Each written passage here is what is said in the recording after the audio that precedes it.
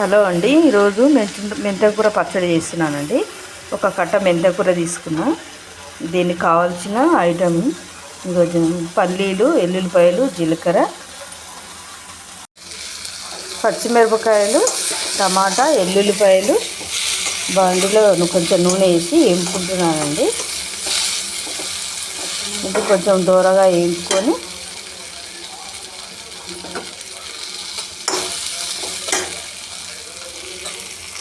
మెంతికూర పచ్చడికి మిరపకాయలు, ఎల్లుల్లిపాయలు, టమాటా, జీలకర్ర వేపానండి. కొన్ని పల్లీలు కూడా వేపుకున్నాను. తర్వాత మెంతికూర వేపేసానండి. మెంతికూర కూడా వేపిన తర్వాత సరిపడా ఉప్పు వేసి మిక్సీ పట్టుకోవాలండి. పచ్చడి రెడీ అయిందండి. తాలింపు పెట్టాను. ఎండుమిరపకాయలు, జీలకర్ర, ఆవాలు, ఎల్లుల్లిపాయలు వేసానండి. తాలింపు పెట్టాను.